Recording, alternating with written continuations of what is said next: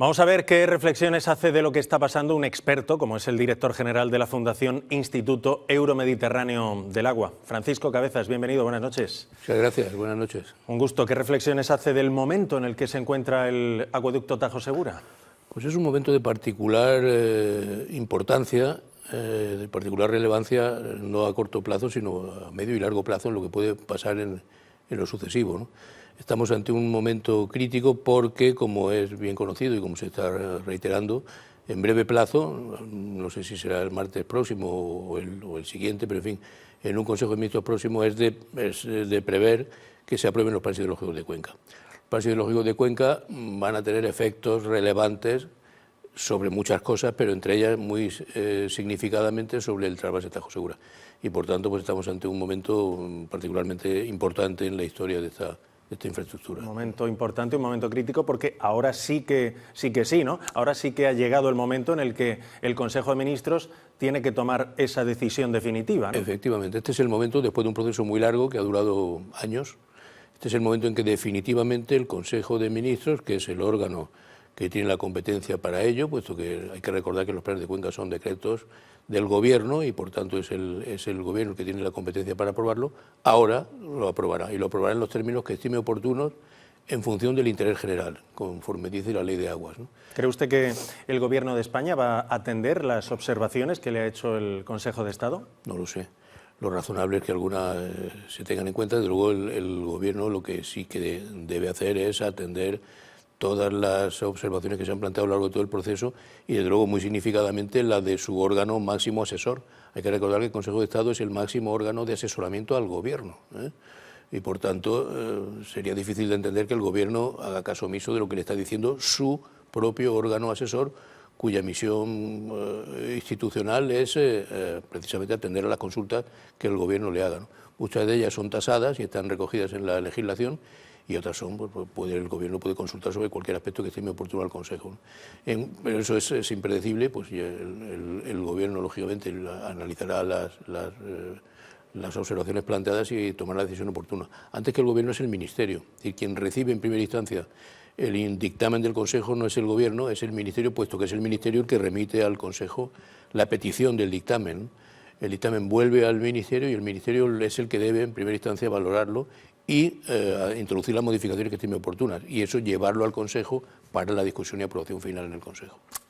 ¿Hay razones para incrementar el caudal ecológico del Tajo? No hay razones claras, manifiestas. El sentido común dice, pero lo dice en el Tajo, en el Segura, en el Júcar y en cualquier río de España, que si va más caudal por el río, en principio parece que eso es más conveniente y más adecuado. Pero es una observación, digamos, muy elemental y de sentido común. Eso es una cosa. Y otra cosa es que se pueda acreditar que hay un perjuicio con un caudal, no ya la mejora de si el caudal aumenta alguna pequeña cantidad, sino si se puede acreditar que en una determinada situación hidrológica hay un perjuicio de naturaleza ambiental, y si esa situación hidrológica se modifica al alza en alguna cantidad, ese perjuicio desaparece y se alcanza el buen estado ecológico, que es el objetivo establecido por la legislación de aguas, ¿no? Lo que en este momento sucede es que no se ha acreditado, desde el punto de vista técnico, de una manera fehaciente, de una manera clara, que en estos momentos los caudales establecidos mínimos de 6 metros cúbicos por segundo, porque ahí sí que hay un caudal establecido mínimo, no es cierto que no lo hayan, lo hay además desde hace 30, 40 años, ¿no? Los caudales mínimos estén causando un perjuicio ecológico a consecuencia de los caudales. De hecho, la directiva marco, y es una confusión común, no habla de los caudales ecológicos para nada. O sea, para la normativa europea no existen los caudales ecológicos. El caudal circulante por un río es una componente más de una serie de características hidromorfológicas generales que son una parte de los elementos que se utilizan para configurar o para determinar el estado ecológico. Pero el caudal como tal no es un concepto, digamos, recogido en la normativa europea, ni por supuesto la normativa europea obliga a su determinación, ni mucho menos a los criterios con los que ha de determinarse. Es más, ni siquiera la ley de aguas. El concepto de caudal ecológico es un concepto reglamentario, no está en la ley de aguas, es un concepto que se introdujo después en el reglamento y se elaboró una serie de metodologías y de recomendaciones para su determinación, pero en ningún caso puede considerarse que eso es una obligación de la europea, eso no es así. Y además es una idea que también creo que conviene aclarar, no hay una metodología que permita calcular el caudal ecológico y sacar un número con 2 decimales. Eso no existe. Lo que hay son diferentes metodologías, muchas, y diferentes criterios interpretativos, y para cada metodología adoptar determinadas decisiones y al final optar entre una serie de bandas, de posibilidades, que son horquillas de números, no son un número fijo. Es decir, el caudal ecológico no es el resultado de un cálculo. El resultado de un cálculo es un orden de magnitud, un margen dentro del cual parece razonable que pueda oscilar el caudal ecológico, ¿no? Y además ahí se acaba. A partir de ahí ese margen es un margen con el cual la Administración puede establecer los procesos de concertación, los procesos de diálogo. Y además no solamente consta del caudal mínimo, sino que el caudal ecológico son varias cosas, son un caudal mínimo, pero también son un máximo. Puede ser también ambientalmente muy perjudicial que el caudal que se haga una suelta de un embalse y se haga un desembalse muy elevado que puede causar perjuicios aguas abajo, ¿no? O la tasa de cambio, es decir, que se suelte el agua con tal velocidad que aquello suba tan rápido que cause también un daño al ecosistema que pueda haber en el río, ¿no? En definitiva, es un concepto complejo, de no una determinación sencilla y única, para lo cual la normativa que hay en España se limita a dar recomendaciones, a dar criterios, que no es un concepto de obligado cumplimiento según la normativa europea y que suscita, digamos, una gran controversia desde el punto de vista incluso de las metodologías están cambiando. De hecho, la Instrucción de Planificación Española, que digamos se considera el documento clave de referencia, pues tiene ya unos cuantos años, solamente plantea 2 tipos de métodos, hay bastantes más que ni siquiera recoge la Instrucción de Planificación, da alguna orientación pero no da ningún criterio. En definitiva, creo que es importante que todos tengamos claro que el concepto de caudal ecológico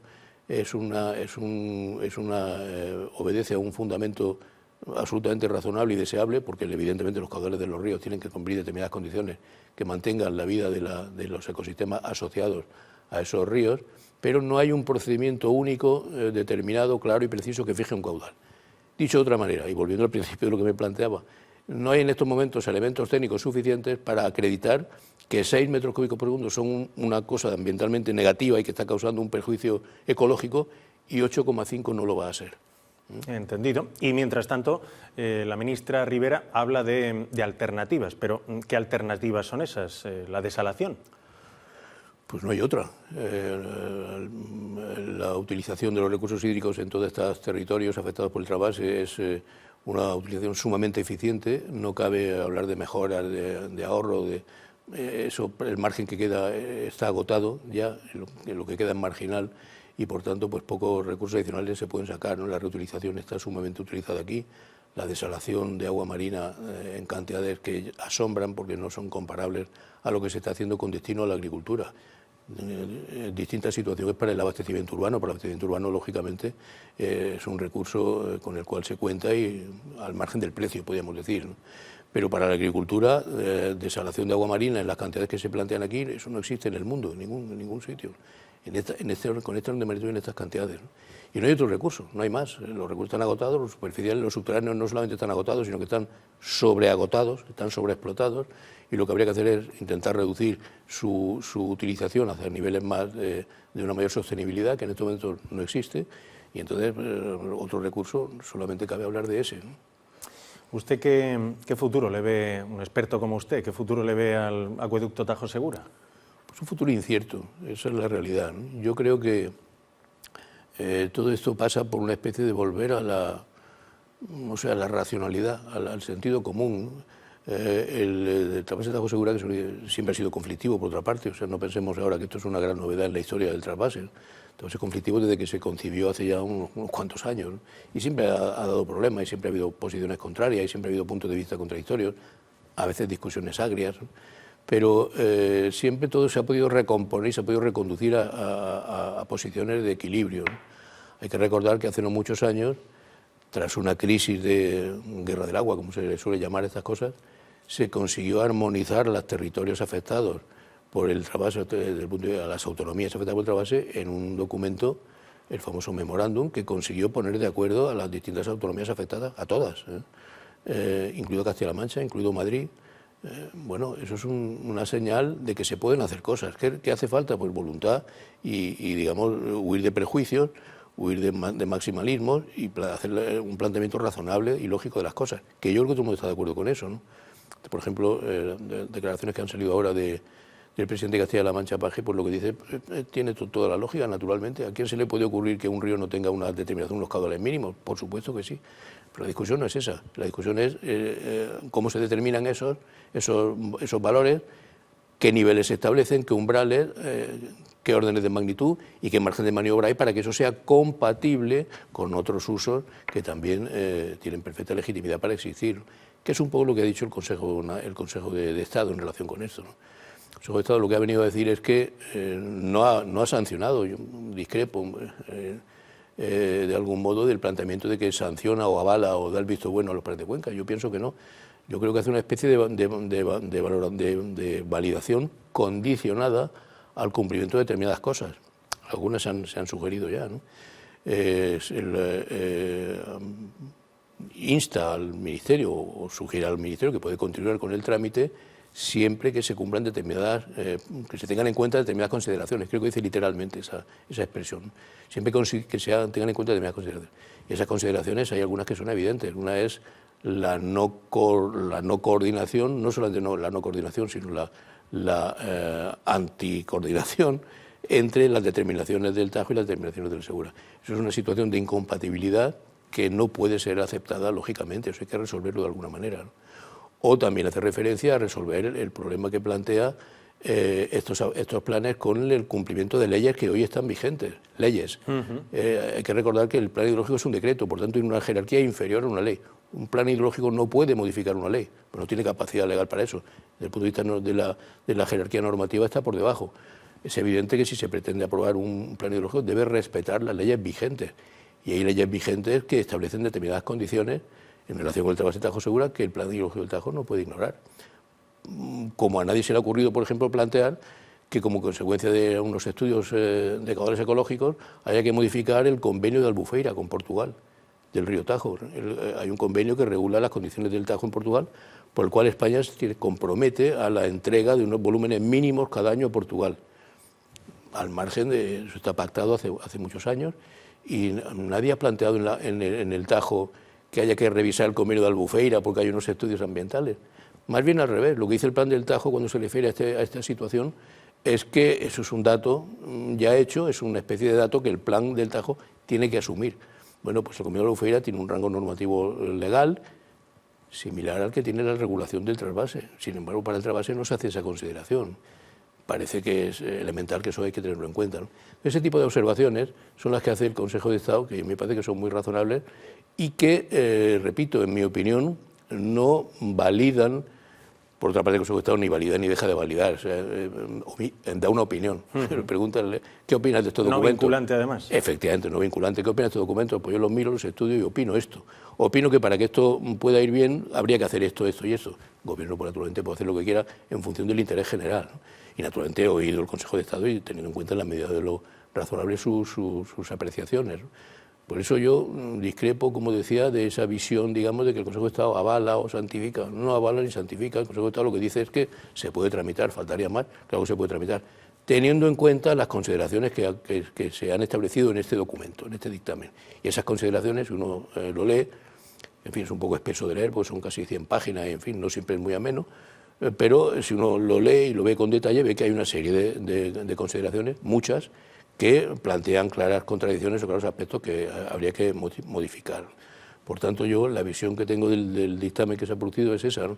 Es un dictamen que, naturalmente que no impide, pero no avala ni digamos, no diré que ponga vicios de ilegalidad, pero apunta cosas que son de dudosa legalidad, dejémoslo ahí, y que convendría resolver y aclarar antes de continuar con la tramitación de los planes. Y eso lo dice claramente el Consejo de Estado, ¿no?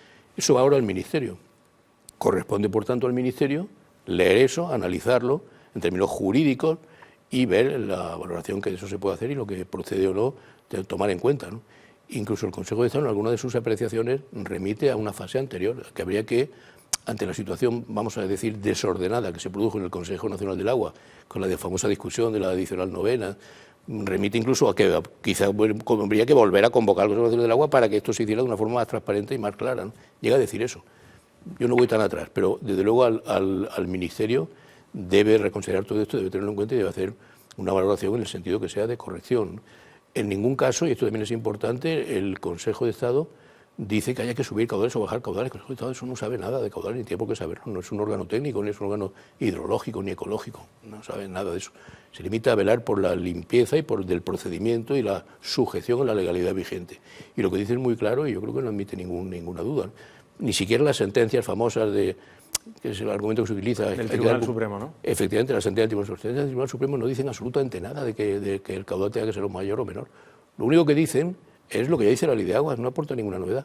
Dicen que hay que fijar unos caudales ecológicos, un régimen de caudales ecológicos en el río Tajo. Por supuesto que sí. Repito, el régimen de caudales ecológicos, que son esas distintas componentes, no solamente los mínimos. Y eso, por distintas circunstancias, pues se había fijado solo en algunos puntos. ¿Que hay que fijarlos en todos? Bueno, pues por cierto, fijarlos en todos tampoco es una exigencia de la ley. Es también una autoimposición española que no parece que tenga mucho sentido, porque masas de agua en España hay, no sé, cientos, miles, que para cada una de ellas hay que fijar un número con 2 decimales, que además no hay forma material de comprobar si eso se cumple o no, en cualquier arroyo, en cualquier afluente, en fin. Pero eso es otra discusión distinta, ¿no? Lo que dice el Consejo de Estado, por supuesto hay que dar satisfacción a las sentencias del Tribunal Supremo. Nada dicen respecto a la cantidad, lo que dicen es la fijación puede ser esta u otra, con otros números distintos. Si en lugar de los 6 metros cúbicos o los 8 se fijara 1 metro cúbico por segundo, nada tendrían que decir los tribunales, ni el Tribunal Supremo, ni nadie, porque no entran en esas determinaciones, como es lógico y natural, ¿no?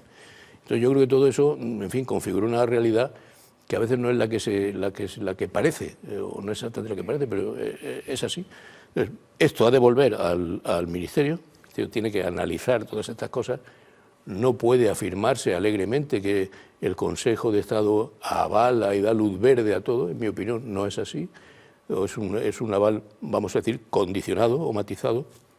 Y es el Ministerio, no el Consejo de Ministros, el Ministerio quien debe tomar en cuenta estas consideraciones para preparar, en su caso, las modificaciones oportunas para trasladar la versión definitiva al Consejo de Ministros. Pues estaremos atentos al próximo capítulo y le agradecemos que haya estado aquí con nosotros esta noche porque hemos aprendido muchísimo, Bueno, como siempre. muchas gracias.